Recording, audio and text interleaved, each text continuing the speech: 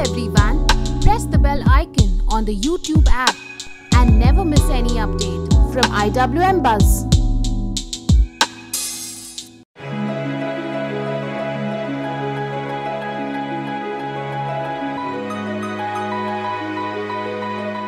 First thing first, how are you doing these days? Very good, very busy. A bit under the weather. थोड़ी तबीयत थोड़ी सी ढीली चल रही है because बहुत हमारे nights चल रहे हैं, 2 to 2 चल रहे हैं. But I'm very happy to interact with the fans. Okay, let's talk about Manto. You have done this film. So how was your experience working on this? यार मंटो का एक्सपीरियंस बहुत ही कमाल का. मैं आपको शॉर्ट में पूरा एक्सपीरियंस सुना देता हूँ. तो basically out of the blue, अच्छा मुझे पता था कि वो अशोक कुमार ढूंढ रहे हैं, but I don't look like Ashok Kumar साहब एट ऑल. तो मैंने कभी सोचा भी नहीं था. And I think I was just about to start ये अपना शो. आउट ऑफ द ब्लू मेरे को रात को हनी त्रिवेदी साहब के वहां से मैसेज आया, जो कास्टिंग डायरेक्टर है, कि भाई कल आपको इसके लिए ऑडिशन करना चाहते हैं और सेट पे ले जाके नंदिता मैम के सामने. और उन्होंने मेरे को सीन भी भेजा. अब अशोक कुमार था, लेकिन मुझे पता था अगर मैं आज कुछ ऐसा ट्राई करूंगा, इंपर्सनेशन करना है कुछ, तो बड़ा ही नकली गंदा सा कुछ हो जाएगा. तो I didn't even try to become like Ashok Kumar. I just went there and did the scene. तो नंदिता मैम ने सीन देखा और उन्होंने बोला कि यार first of all you don't look like him, दूसरा तुमने वैसा किया नहीं, but I heard that you are good actor, so I want to give you this shot, let's try doing this. तो कहती तो तुम एक काम करो, 2 हफ्ते थे हमारे पास वो शूट करने के लिए, तुम जाओ प्रिपेयर करो. और फिर मैं लग गया. तो अशोक कुमार साहब ने 250 के करीब फिल्में की और बस मेरा काम ये होता था कि सुबह उठता था और दिन भर 18 घंटे दिन भर लगातार सुबह से शाम तक उनकी पिक्चर देखता था. एंड 3-4 दिन के बाद I kind of started getting a sense of it. तो मैं क्या करता था, I would perform something, I would send it to Nandita ma'am, she would see it, फिर वो अपने नोट्स भेजती थी. और इस तरह करते करते करते हमने 2 हफ्ते में वो रोल क्रिएट किया. फिर भी सेट पे जब हम पहुंचे, हमें पता नहीं था क्या होगा कैसे होगा, और नवाज भाई से मैं मिला. अच्छा, मैंने जो मंटो के लिए जो प्रोसेस रखा था, आई स्टेड इन कैरेक्टर. मतलब जब मैंने उसकी वॉइस बना ली, जब मैंने उसकी बॉडी लैंग्वेज क्रिएट कर ली, तो that is the way I was behaving in my real life also. तो अगर आप मुझसे बात करने आते, आप आते, तो मैं एज अशोक कुमार ही बात करता. तो नवाज भाई आए जब मिलने सुबह शूटिंग पे, नंदिता मैम आई उन्हें, मैं उनका जूनियर हूँ एनएसडी का, तो मुझे पहचान गए.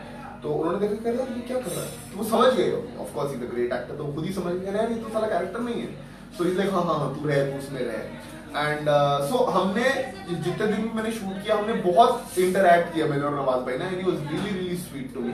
बट पूरा interaction was Ashok Kumar talking to him, I mean Ashok Kumar voice की, अशोक कुमार बॉडी. एंड दूसरी बात इस शो की, इस रोल की कमाल थी कि नवाज भाई हम सब एनएसडी वालों के, हम थिएटर वालों के आइडल. तो उनके साथ काम करना, फर्स्ट ऑफ ऑल मुझे थोड़ा डर भी था कि मैं चाहता था यार जब मैं उनके साथ काम करूँ तो मैं किसी ऐसी चीज में करूँ जिसमें मैं भी कॉन्फिडेंट हूँ. बट ये चीज ऐसी थी कि जो मुझे खुद भी नहीं पता था कि कैसी होगी, मैं अच्छा कर पाऊंगा नहीं कर पाऊंगा. लेकिन जब हुआ काम साथ में, तो इतना मजा आया, इतने प्यार से उन्होंने मेरे साथ काम किया. He kind of took me under his wing. He was so nice to me, so sweet to me. उन्होंने अपनी सारी बातें शेयर की मुझसे, उनकी एक्सपीरियंसेस जो हो रहे हैं इंडस्ट्री में, इस पोजीशन पे आके. It was a great experience. Okay, Aman Bhatnagar is asking you a question. What have you learned from the directors that you have worked with throughout your career? यार बहुत ही बढ़िया और इंसाइटफुल सवाल है अमन. यार अमन, हर बार क्या होता है जब आप एक नए डायरेक्टर के साथ काम करने जाते हो, तो आपको अपना एक्टिंग अप्रोच पूरा चेंज करना पड़ता है उसके हिसाब से, because this is a directors medium. Camera पे अगर आप काम करते हो, ये एक डायरेक्टर का मीडियम है. सो इनफैक्ट मैं अपने हर डायरेक्टर के साथ जब काम करता हूँ, मेरा एक्टिंग प्रोसेस कंप्लीटली चेंज होता है. अगर आप मेरे को इस सेट पे देखेंगे हेमंत सर के साथ काम करते हुए, तो मेरा प्रोसेस कुछ और है. आप जब मुझे नंदिता सर मैम के साथ काम करते देखेंगे, तो उनके साथ काम करने का प्रोसेस कुछ और था. अब what exactly I have learn from each director, अगर मैं आपको समझाने जाऊंगा तो बहुत ज्यादा टाइम लग जाएगा. और बहुत सारे डायरेक्टर के साथ मैंने काम किया, I been very lucky. But I think short में इसका जवाब यही है कि एक डायरेक्टर जिस तरह से एक्टिंग को देखता है, और जिस तरह से सिनेमा को या टेलीविजन को, जो भी आप मीडिया में काम करें उस टाइप पे उसको देखता है, आपको उसके हिसाब से अपनी सोच को भी ढालना पड़ता है, एटलीस्ट उस टाइम तक जब तक आप उनके साथ काम कर रहे हो. कुछ लोग होते हैं जो चाहते हैं आप कोलैबोरेट करो उनके साथ, अपनी सोच लेकर आओ, ताकि आपकी सोच और उनकी सोच में कुछ क्लैश हो, कुछ कॉन्फ्लिक्ट हो, कुछ नया निकले. लेकिन तो उनके साथ आप अपनी अप्रोच रखते हो. लेकिन अमूमन मैंने जिन लोगों के साथ काम किया है, वो अपने काम में बहुत ही मास्टर थे. सो उनके अप्रोच बहुत ही क्लियर थी. तो मुझे एक्चुअली अपनी अप्रोच को उनके अप्रोच के साथ ढालना पड़ा, बजाय इसके कि मैं बोला यार मैं तो ऐसे ही करता हूँ, अब आप बताओ हम साथ में कैसे करेंगे. मैं बोलता था अच्छा आप ऐसे करते हो तो ठीक है, तो मैं भी इसको ऐसे ही करूँगा. And it has really help me, because फिर आप हर चीज से कुछ सीखते हो, आप हर डायरेक्टर से कुछ लेते हो, आप खाली जाते हो ना, आप जाते हो अरे यार, मैं जैसे एक एग्जांपल देता हूँ, मैं अनुराग बासु के साथ जब काम कर रहा था तो ये चोखेर वाली मैंने जो उनके साथ किया था, तो मेरी जब कास्टिंग हुई ऑलरेडी शो स्टार्ट हो चुका था, कल से शूटिंग थी, मुझे ना रोल पता था, ना मुझे कोई डायलॉग पता थे, ना मुझे कुछ भी नहीं पता था। तो उन्होंने वो, तो मैंने बोला भाई आप बताइए, तो मैं तब तक इस तरह का एक्टर था कि बहुत तैयार होकर जाता था सेट पे, तो मैंने बोला तो सर क्या फिर कल कैसे हूँ, तो कहते बस कल खाली आना, that's all he said to me, तुम खाली आना। हम सेट से गए, सेट पे जस्ट सीन होने के पहले वो मुझे बताते थे सीन क्या है, कैरेक्टर सीन करते करते बना, उन्होंने कभी मुझे बैठ के समझाया नहीं कि महेंद्र का कैरेक्टर क्या है ये वो। और जबकि अगर आप प्रैक्टिकली सोचो और पेपर पे सोचो तो this should be the worst approach towards acting, यार आपको कुछ पता ही नहीं है और आप जाके बस कर रहे हो। But that is my most enriching experience, acting experience, और उस काम का मुझे आज तक क्लेम मिलता है। कोई ऐसा दिन नहीं जाता जिस दिन मुझे चोखेर वाली के लिए एक नई कॉम्प्लीमेंट नहीं मिलता। So it's a very beautiful काम, हमारा जो एक्टिंग का है बहुत ही कमाल है, इसमें कुछ ऐसा नहीं कि ऐसा ही है। आप जब किसी मास्टर के साथ काम करते हो आप उसका प्रोसेस सीखते हो, आपको लगता है अरे वाह, आपको लगता है जो मैं सोचता था शायद वो गलत था। अनफ्रीडम मैंने एक फिल्म की थी, उसका प्रोसेस ऐसा था कि मैं 6 महीने पहले से कैरेक्टर में था, आई वाज प्रेपिंग इट। कोई ऐसा दिन भी नहीं जाता जब मुझे अनफ्रीडम के लिए कुछ तारीफ नहीं मिलती। सो मैं बहुत ही एक ब्यूटीफुल सी, एक कंफ्यूज नहीं, लेकिन हाँ मुझे नहीं पता कि एक्टिंग किस तरह से बेहतर की जाती है, लेकिन मैं बहुत खुश हूँ इस जानने में। ओके, आपने इतने सारे वर्सेटाइल रोल्स किए हैं, इतने सारे एक्टर्स, बड़े बड़े एक्टर्स के साथ काम किए हैं, so wanted to know what's your dream role जो आपको एक्साइट करता हो या आपके मन में कि या एक दिन मैं ये भी करूंगा, ऐसा कोई रोल? यार ऐसा अगेन जैसे आप एक्टिंग करते जाते हो आपकी approach towards the work change होती है। तो जब आप एक नए एक्टर होते हो आप सोचते हो यार मुझे ये करना है, मुझे वो करना है, मुझे वो करना है। फिर जैसे जैसे आप काम करते हो आपको रियलाइज होता है कि जिस टाइम पे आप, जैसे इस टाइम पे जब मैंने विजय का रोल किया, विजय नामवारी का, तो मुझे रियलाइज हुआ इस टाइम पे इससे बेहतर रोल मेरे लिए नहीं हो सकता था। ये मैं खुद शायद चूज नहीं करता अगर आप मेरे से 10 साल पहले पूछते। लेकिन जब आप वो रोल करते हो तो आपको रियलाइज होता है कि यार लाइफ को ज्यादा पता है आपसे कि आपके लिए कौन सा रोल परफेक्ट है। तो आज शायद मैं कुछ कह दूं कि यार मुझे वो रोल करना है, लेकिन maybe I am not meant to play that role, maybe I am meant to play a role जो मुझे भी नहीं पता। और जब मैं वो करूं और मुझे रियलाइज हो, मेरे साथ हर बार लाइफ में ऐसा हुआ है कि जब मैं कोई रोल करता हूं मुझे रियलाइज होता है यार इस टाइम पे ये रोल करना मेरी डेस्टिनी था, मेरे लिए जरूरी था, मुझे इस रोल को कुछ देना था और उस रोल को भी मुझे कुछ देना था।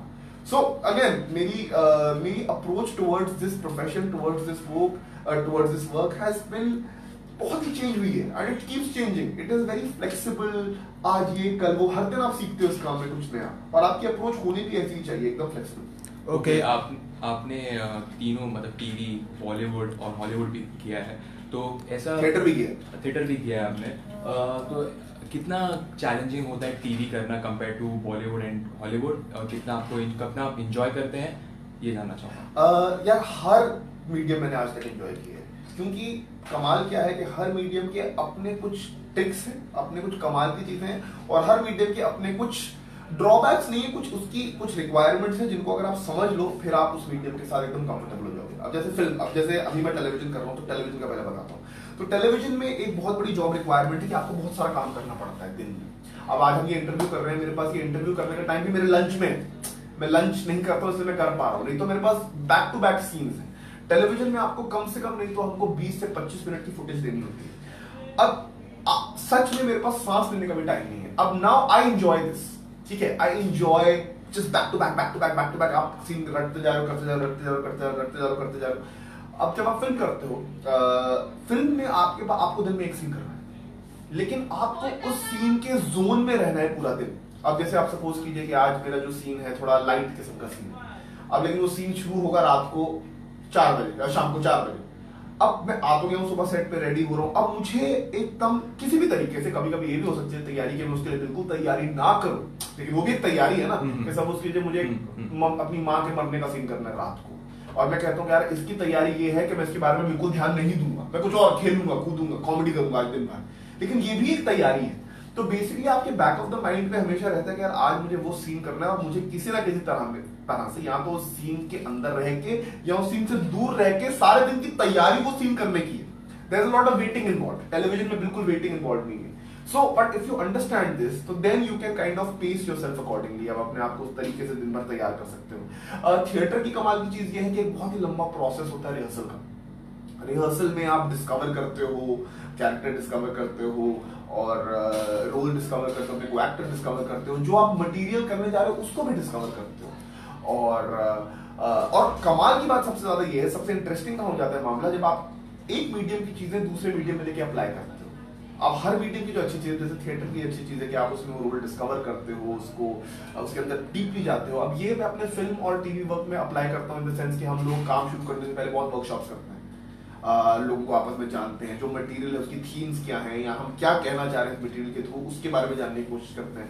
टेलीविजन की जो चीज है कि एकदम आपको पट पट पट सब करना है, कोई तैयारी नहीं है, ये बहुत ही फ्रीइंग होता है एज एन एक्टर, क्योंकि आपके पास सोचने का इतना टाइम नहीं है. और एक्टर जब बहुत ज्यादा सोचता है तो शायद वो रुक जाता है या उसको वो चीजें थोड़ा फ्रीज कर देती हैं. तो इनफैक्ट मेरा भाई फिल्म का डायरेक्टर बनने के लिए ट्रेनिंग कर रहा है, तो मैंने उसको बोला यार फिल्म का सेट जो होता है ना थोड़ा टीवी के सेट की तरह होना चाहिए, एकदम फ्लूइड, कुछ पता नहीं, थोड़ा क्योटिक, थोड़ा कियोस में कमाल होना चाहिए, क्योंकि फिल्म के sets tend to be very serious, जबकि लाइफ इज नॉट. मतलब अगर सपोज कीजिए मुझे आपसे कुछ लेना है तो मैं आपसे बोलूंगा अरे यार बोल देना ना, मैं कुछ सोचूंगा इसके बारे में, सीधा मैंने लिया और खत्म हो गई बात. लेकिन अगर ये आपको फिल्म पे बोलना होगा तो आप करोड़ बार इसकी रिहर्सल कर लोगे, 10 बार कैमरा के साथ कर लोगे, ये कर लोगे, तो वो जो नॉर्मल सी चीजें जो नॉर्मल लाइफ में बहुत बड़ी हो जाएगी, जबकि वो बड़ी नहीं होनी चाहिए. इसलिए जो टीवी का जो kind of sort of throw away attitude होता है ना, in a good way I'm saying, I'm not saying not to take the work seriously, but to not take it more seriously than it's meant to be taken seriously.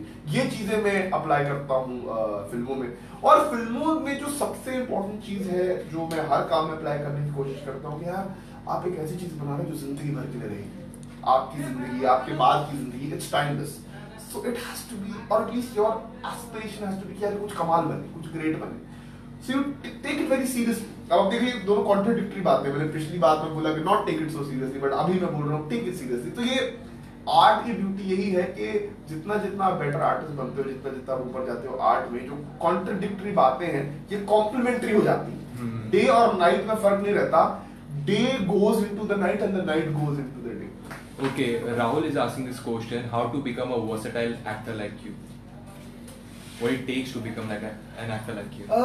यार life का भी बहुत contribution होता है इसमें. मेरी life ने मेरे को मतलब अगर आप मेरे से पूछें, मेरे से ज्यादा मुझे लाइफ ने वर्सेटाइल बनाया, क्योंकि मैं तो एक किस्म की एक्टिंग करना चाहता था सिर्फ उससे ज्यादा नहीं यार मैं ऐसे ही एक्टर हूँ. लेकिन लाइफ आपको कुछ धक्के देती है, आपको उस तरह की अपॉर्चुनिटीज नहीं मिलती जो आप सोचते थे कि मैं करना चाहता हूँ, उसकी वजह से आपको दूसरी अपॉर्चुनिटी करनी पड़ती है जो आपको मिल रही है. फिर आपको लगता है यार मैं तो इस चीज में उससे बेटर हूँ जो मैं सोचता था.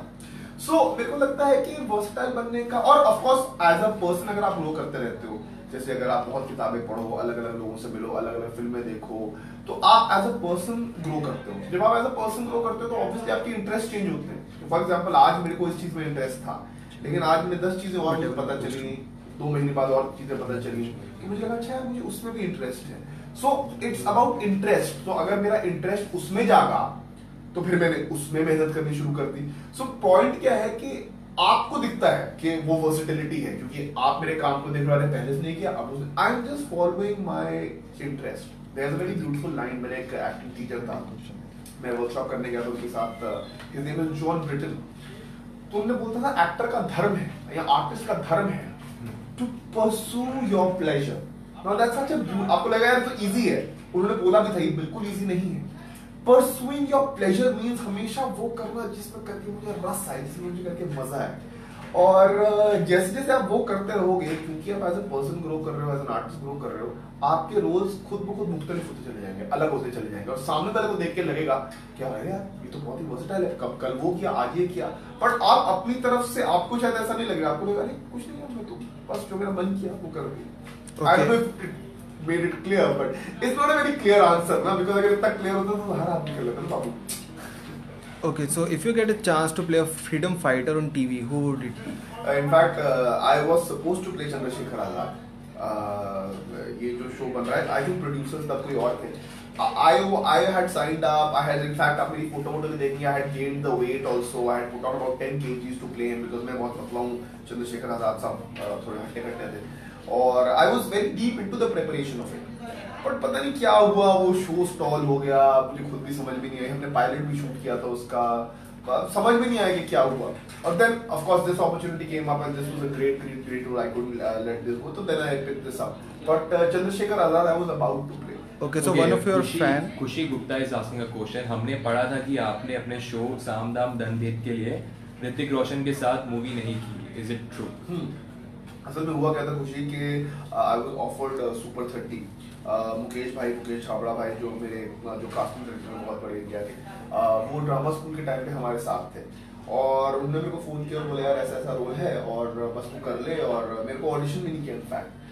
मैं विकास भाई से मिला, विकास बहल जो उसके डायरेक्टर हैं, उन्होंने बस हमारे अपने सामने का ही प्रोमो देखा and he said done done the role was of Hrithik Roshan younger brother. और मुझे लगा था कि हो सकता है मैनेज शायद जो भी है, बट मैंने अपने प्रोड्यूसर से बात की। It was a 45 day schedule, 45 दिन उनको चाहिए थे और 45 दिन अगर विजय नाम हमारी सामना में नहीं होगा तो थोड़ी दिक्कत हो जाएगी। मैं होप कर रहा था कि थोड़ा मुझे कोमा वोमा में डाल दें, बट ऐसा नहीं हो सकता है। So unfortunately because of the show I had to give up the opportunity, but I would love। Hrithik Roshan के साथ मेरा करियर स्टार्ट हुआ था, लक्ष्य में हमने काम किया था, मेरा पहला प्रोफेशनल एक्सपीरियंस था वो। So I would love to work with Hrithik again and Vikas bhai who's a great director। Queen is my wife's favorite film। I would love to work with him again। Okay, so one of your fan Aman Bhatnagar is asking what's your goal for this year? मेरी बातें सुनकर तुझे समझ में आ गया होगा भाई, मैं गोल टाइप का आदमी हूँ। और अगर मेरे गोल्स जो होते भी हैं वो कोई एक्सटर्नल गोल्स नहीं होते कि मैं इस साल 4 पिक्चरें कर लूँ या 10 शो कर लूँ। मेरे गोल्स सारे होते हैं इंटरनल।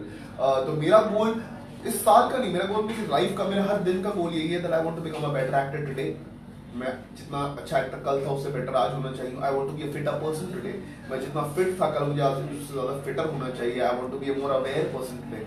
जितना ध्यान मैंने कल किया था आज मुझे उससे ज्यादा ध्यान करना चाहिए। तो मेरे गोल्स बहुत ही जैसे अगले 3 महीने का मेरा गोल है। मैं आज ही अपना अंगद जो हमारा शो में मेरा भतीजा प्ले करता है उससे डिस्कस कर रहा था। अगले 3 महीने का मेरा गोल है कि मुझे I have to be in the best shape of my life in every way, physically, mentally, spiritually.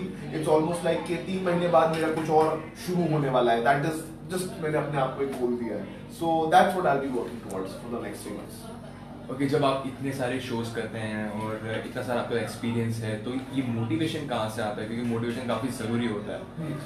तो यार मोटिवेशन से ज़्यादा ज़रूरी मुझे लगता है ड्राइव होता है। मोटिवेशन क्योंकि आता जाता है, किसी दिन आप मोटिवेटेड होंगे, किसी दिन आप मोटिवेटेड नहीं होंगे। I like the word drive. मेरी जिंदगी की बहुत ही क्लियर ड्राइव थी। मुझे आई एम वेरी लकी, मुझे पहले समझ में आ गया था when I was a very young boy, I think 9th 10th class में, that I wanted to be an actor and that is all I want to do ever। मेरी life का एक ही गोल है, to be the best actor that I can be। That is single mindedly my focus in my life। और आहिस्ता आहिस्ता बचपन से लेके अब तक मैं बाकी चीजें जो भी मेरी लाइफ में डिस्ट्रैक्शंस थी या जो चीजें मुझे चीजों से रोकेंगी, मैं उनको बस, my life is not been a process of accumulation के भरूं अपनी लाइफ को। My life is been a process of चीजों को हटाना अपनी लाइफ से। और बेसिकली जैसे ही मैं आया था, जैसे मुझे रियलाइज हो गया कि यार ये मेरा गोल है मेरी लाइफ में, मैंने अपनी लाइफ से चीज़ों को एकदम से बस छांटना शुरू कर दिया। और जैसे जैसे आप अपनी चीज़ों को छांटना शुरू करो, जो भी कचरा होता है आपकी लाइफ से निकलता जाता है। You only left with the things that you really desire. In fact मेरे फैंस भी जानते हैं कि मैंने तो खाना तक हटा दिया अपनी लाइफ से। I haven't eaten, last meal मैंने खाया था आई थिंक 15 मार्च को। So basically it's about keeping that hunger alive। So I've used physical hunger to keep my mental hunger or my spiritual hunger alive। Because television में एक tendency होती है after a while, 1 साल जब होने को आया हमारे शो करते हुए, तो मुझे लगा था कि ऐसा ना हो कि मैं थोड़ा रिलैक्स हो जाऊँ। रिलैक्सेशन कैमरा पे होनी चाहिए लाइफ में आपको लगे रहना चाहिए। सो मुझे लगा था कि यार कहीं मैं रिलैक्स ना पड़ जाऊँ, ठंडा ना हो जाऊँ। तो अपनी ड्राइव को लाने के लिए मैंने ये प्रण लिया कि अब जब तक मैं ये शो करूंगा तब तक मैं खाना नहीं खाऊंगा। Okay, so it's time to play a quick game now। The name of the game is Let's Keep It Weird। So I'll be asking you weird questions and expecting some weird answers from you। So first one is, when was the last time you screamed at the top of your lungs? कल एक scene ऐसा क्या हो गया था? Scene में मुझे चिल्लाना था, कुछ करना था, कुछ ऐसा वो था। तो मैं बहुत, और जब मैं चिल्लाता हूँ तो मेरे से वो नहीं होता कि मैं कम चिल्लाऊँ, थोड़ा सा हल्का चिल्लाऊँ, मेरा गला खराब ना हो। जब मैं चिल्लाता तो फिर मैं चिल्लाता हूँ। Okay। Okay, what is the weirdest conversation you have overheard? Yeah, the weirdest conversation I've overheard. Actually, it's not weird. I've overheard many times. People bitching about me. ये बहुत बार पता नहीं क्यों ऊपर वाला मेरे साथ करते हैं। तो लोग अगर बैठ के मुझे गाली दे रहे हो, कहीं ना कहीं से मैं वहां पहुंच जाता हूँ और मैं सब सुन लेता हूँ। और मैंने ऐसी बहुत बार बातें सुनी है कि लोग पेल के मुझे गाली दे रहे हैं कि वो ऐसा है वो वैसा है। मैं सुन रहा हूँ और अगले दिन जब मुझे उनके साथ काम करने हैं, जब मिलना है, मैं एकदम नॉर्मल उनके साथ बिहेव करता हूँ। Because see, I understand anyone who works with me or anyone who gets to know me. I'm a very unique person. So you might not like me. Some people love me, some people hate me. But मेरे बारे में जो भी opinions होते हैं, जो भी reactions होते हैं, लोगों के बहुत ही strong होते हैं. So I'm okay with that. शुरू में आपको बुरा लगता है कि अरे यार ये मुझे पसंद क्यों नहीं कर रहा, but आहिस्ता आहिस्ता जब आप लाइफ में आपको realize होता है हाँ यार आप हो थोड़े weird. तो किसी को आप पसंद आओगे, किसी को आप बहुत ही नापसंद आओगे. So I'm okay with that. Okay, next one is what do you dislike but have no good reason for disliking? I dislike gossip, but I do have a reason for disliking it because it is a waste of time. It is a waste of time, waste of energy. आप अपनी precious mental energy और strength जो आप अपने काम में लगा सकते हो या अपने goals को fulfill करने में लगा सकते हो, किसी ऐसे इंसान के बारे में दिमाग लगाने में लगाते हो जिसका आपसे actually भी कोई लेना देना नहीं है और कुछ रहेगा भी नहीं आगे लाइफ में. मतलब if I think back on the people जिनके बारे में मैं बहुत परेशान था, जिनकी वजह से मुझे लगता है बस ये मेरी लाइफ से दूर हो जाए तो मैं खुश रहूंगा, आज वो मेरी लाइफ में है नहीं है, कोई फर्क नहीं पड़ता और तब भी लगता है इतना इनको आप एनर्जी दे देते थे, स्ट्रेंथ दे देते, so gossip. Okay, what is the strangest gift you have ever received? Strangest gift ना आज के मुझे बहुत मिल रहे हैं. I've recently come on social network, so it's very sweet. I mean I'm very touched by them. तो वही लड़कियां कुछ हाथ में मेहंदी से मेरा नाम लिख के या कुछ पता नहीं वो खून, आई होप खून नहीं होता क्योंकि किसी ने मेरे को वो भी भेजा कि खून से मेरा नाम लिख लिया. आई एम जस्ट होपिंग कि वो कुछ कलर वलर था.